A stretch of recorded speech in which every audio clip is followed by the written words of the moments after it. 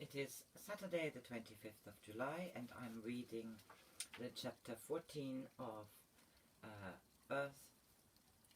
Well, it's called The Only Planet of Choice, Essential Briefings from Deep State, and it is transceiver Phyllis V Schlemmer. It was published in 1993. I put details there at the bottom. Chapter 14. These are question and answers, and the answers are given by Tom, who speaks for the collective. 14. The Covenant. At the time of the Covenant, the thought that God would come into a personal relationship with humankind was a new idea. God offered friendship and asked for trust in return, and that trust was to be expressed by living in his way. The transmission starts off with some observation by Tom about the balance between the people of the Middle East. John, now one thing I've never quite understood. When you say, for example, that Moses is a mixture of Althea and Ashan, does this mean that the soul originally evolved on Althea, the original evolution of the soul? Tom, it was in Ashan, then with a mixture of Althea, then Moses became a being upon earth. There are special kind of beings upon earth that have the purification of two civilizations. John, yes, but the origin of Moses. Tom, the origin was from Ashan. John, and we are talking about the soul. Tom, yes. Now, we will explain to you about the Bedouin. The Bedouin are of great importance, for the Jewish nation also comes from them. The mate of Moses was a Bedouin, but also the descendants of Rachel and Leah come from a land that has Bedouin living in it. Remember this, those Bedouin that have been instilled into the nation of Israel are also those that have the understanding of the natural laws that come from the Creator of the universe. They are also more highly evolved in their awareness of their Creator. They are not the same as Arab. They have a different thinking. They are between the Israel and the Arab in that respect. The text continues with the exploration of identities. John, are you saying that those of Hoover do not know exactly who Jehovah is then? Is that correct? Tom, that is in truth correct. Andrew, it is a very delicate point, but are you speaking of Hoover now, or the Israelis? Tom, Hoover. John, now I have a delicate question. Is it all right to ask? Tom, yes. John, I'm assuming then that Jehovah is in fact part of the nine, but the Hoovers do not know that? Tom, he is a composite of all of us. John, I thought that you meant that Jesus has a piece of Tom, yes, but he is also of all of us. Andrew, so in fact, when the ancient Hebrew biblical belief states that Jehovah is indeed God, they are correct then? Tom, yes. Andrew, so is it possible that a person, a being, a God, whatever the word is, someone like Jehovah, is indeed a personalization of all of you? Tom, yes. Andrew, that's a different concept of a composite. Tom, yes. Andrew, what you have been telling us seems to indicate that Jehovah is the head of a civilization, Hoover. It seems as if we are bringing the Jewish God down to a lower level. How can we deal with this most sensitive issue?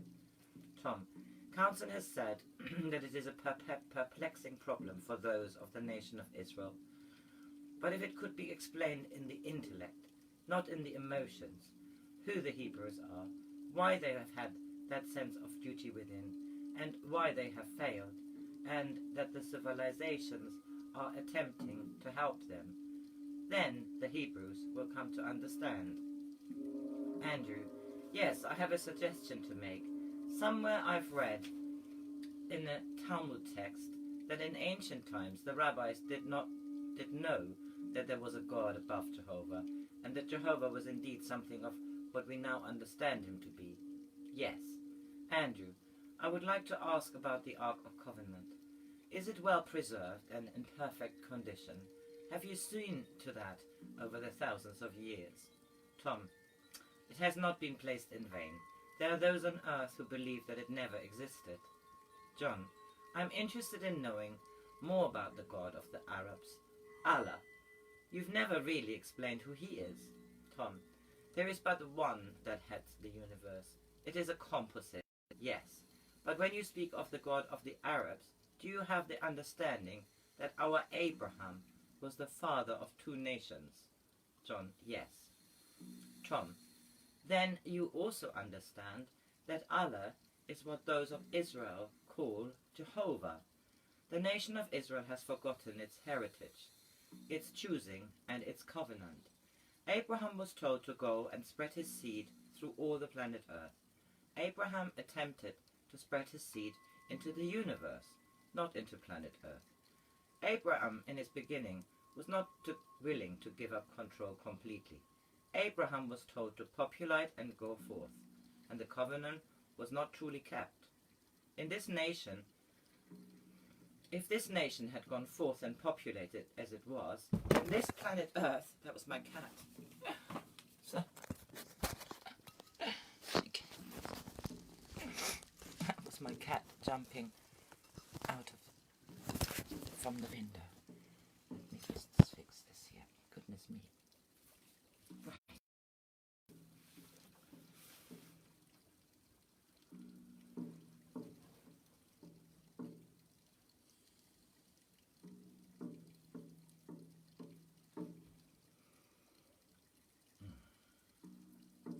Holding on to tradition. No. So, I'm interested in knowing more about the God of the Arabs, Allah. You've never really explained who he is. Tom, but there is one that heads the universe. It is a composite, yes? But when you speak of the God of the Arabs, do you have the understanding that our Abraham was the father of two nations? Yes. Then you also understand that Allah is what those of Israel call Jehovah. I've read this before, it doesn't matter. The nation of Israel has forgotten its heritage, its choosing and its covenant.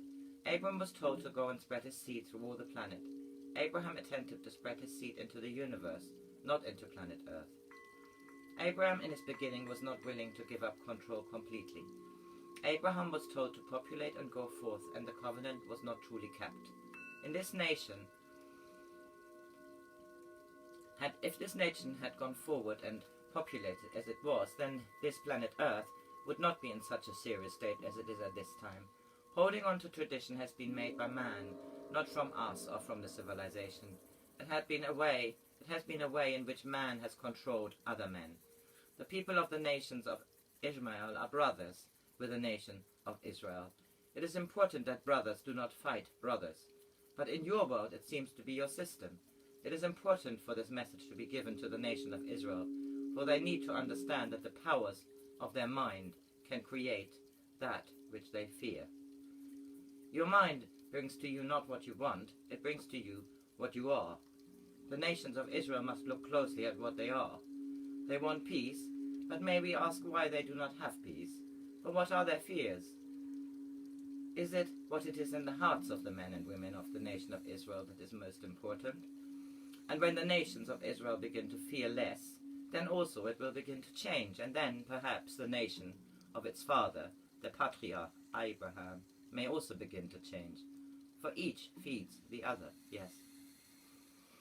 It's very difficult to get humankind to obey.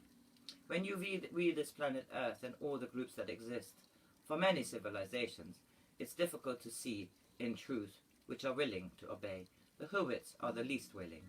Irene. And who are the most willing? Tom. The Zennials. Irene. And that's because they understand the greater profundity. Tom. Yes. Irene. Why of all the civilizations are the Hurwitz the least intuitive and perceptive? They have the greatest gift and great ability, yet they are the ones who are busy denying it the most. Tom. They are the most intuitive, but they choose to armor themselves because they are the most in competition with us. In their inner soul they know this and also who they are. However, they became confused upon planet Earth and those of the opposition are able to manipulate them. Irene, so when you came and gave part of yourself to establish humankind, the Hobbits were originally the captains of the captains? Tom, correct. They came to planet Earth 3 times. They are the sons of God that came and mingled with the daughters of man. They were twice again given the opportunity, for it was seen what was needed to bring planet Earth to its fulfillment. But we made an error also, for the civilization of Hoover, which is the civilization of the Nazarene, which is love, upon its coming to planet Earth, became the one of least love. The others knew of its strength and corrupted it. Yes. Irene, what are the relationships of the other 24 civilizations to the Hoovits? Tom, they will be the colonizations of other worlds. They are in equality, but the Hoovits were the ones with the tenacity to persevere upon planet Earth. And in the beginning, we did not truly know which of the civilizations would be the persevering ones. Irene, so that when you created humankind, you gave yourselves time. You basically waited to see? Tom, that is correct. We observed to see what we would do. Irene, and to see who would recognize what I believe was the most important gift you gave, which was free will. Tom, that is correct. Tom, and whereas the other civilizations found strength in being collectives, Tom, collective exactness. Irene, the Hobbits, Tom, were individuals, correct. Irene, but there is a relationship here, is there not, between individualism and free will? Free will is a double-edged sword, isn't it? Tom, that is correct. You believe you are in control, but you are always controlled. You believe that you have free will, and the truth is that you do. But when you understand you have free will, totally and completely, then you give up that free will. Do you understand?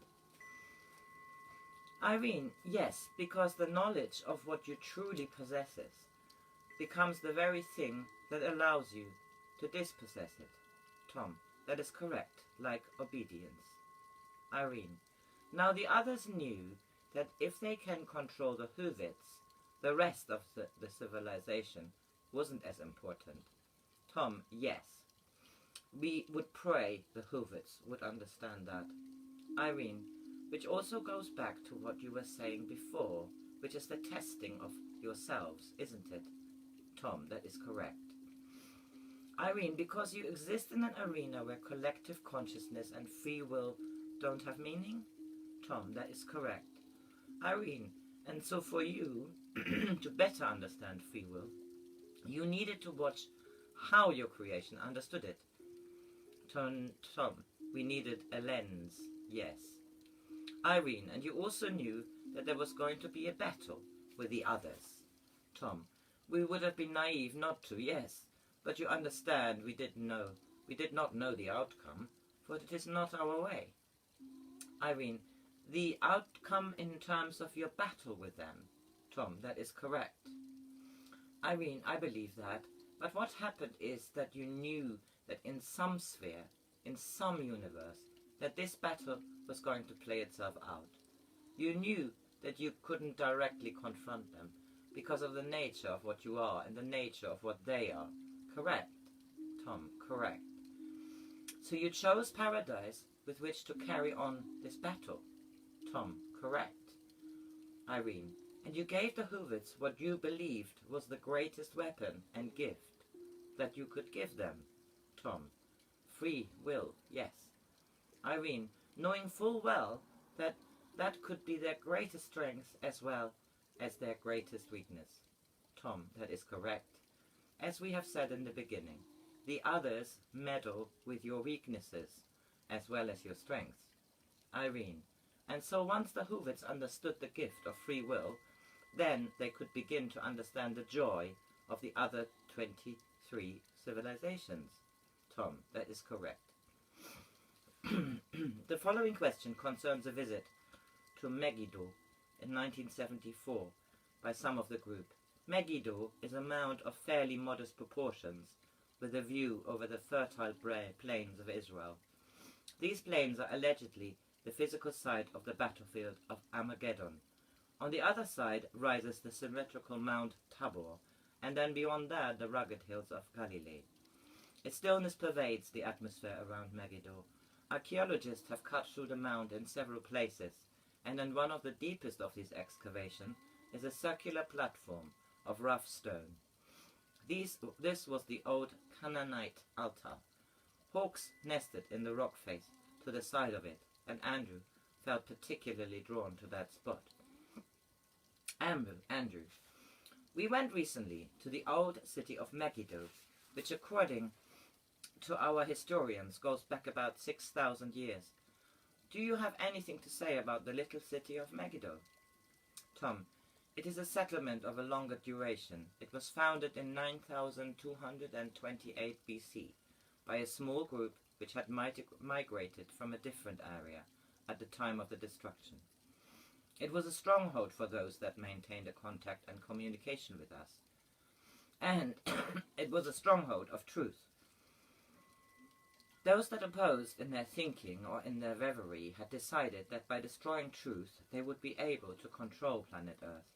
It is an area where the Hawk and others, and all of us, have visited your planet at one time or another. It is a meeting place. Andrew, is that the only place on our planet that has been visited by all 12? The 9 of you and the 3 humans in a triangle? Tom, yes, it is a representation. Andrew, what is the strange? There must be some power generator or something there that is not apparent on the surface. Tom, you cannot feel. Andrew, well, I couldn't, but the being did. Tom, did you not notice that there was no movement in that particular area? Andrew, yes, that's true. Tom, it is because it is the meeting place, and has been the meeting place as each of us has descended at one time or another. Andrew, when you descended, did you meet in the city itself, on the surface, or somewhere that we cannot see today? Tom, it is not uncovered. Andrew, I see, because while I was there, I had a strange vision of beings who were there in yellow suits that looked like pressure suits. Was that at all a true vision? Tom, yes, as you know of that area throughout your planet, as you know of the areas throughout your planet which are an energy core or a place of special feeling. At times, these serve as a pipeline for different civilizations to come through on a beam of energy, which is an opening between the dimensions. Megiddo is the area where this process of setting up these energy cores started, and all the civilization used it at one time or another. On planet Earth, it was the place for what you call summit meetings, and all of us came there at one time or another, but not all at the same time. We came to communicate with the Hawk. The beings in yellow, which you saw, were from the civilization which was the Guardian, yes. It is in truth the underneath of what you would call the energy into which we may, as you would say, plug in. John, so was Megiddo part of Atlantis? Tom, no. We must clarify. You recall what we have talked at the destruction? Before that time, there were colonies of Atlantis, and those colonies moved to other colonies, or there were beings that moved to other colonies. That is the nature of things. Andrew, that was 11,000 years ago, so this would add up. How did Megiddo ever come to the symbol of, to be called Armageddon? Tom, did we not explain? Perhaps it was not clear. Did we not explain that the colony, which was the essence of truth, because of the energy of those that were good and those that were not so good, was obliged to enter into battle with those that opposed, and we speak now of those in the spheres. So this was always a battle area, and has left that vibration in the physical and in the spheres. Andrew, I suppose my question really is, how did this get into the literature, the Bible? Tom, did we not just explain? Andrew, well, you explained it was a center of struggle, but there's only one mention of it in the Bible, and it doesn't even mention battles. Tom, it was a battle on the physical that put it into your Bible. Remember, your Bible is not always in truth, and there are parts of your Bible that are not in your Bible.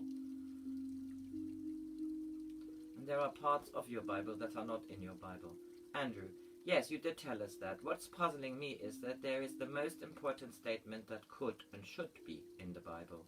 Tom, we did not control what man put in your Bible. Andrew, I see. The subject was then changed to deal with more practical matters. John, why has so much importance been ascribed in the Bible to circumcision?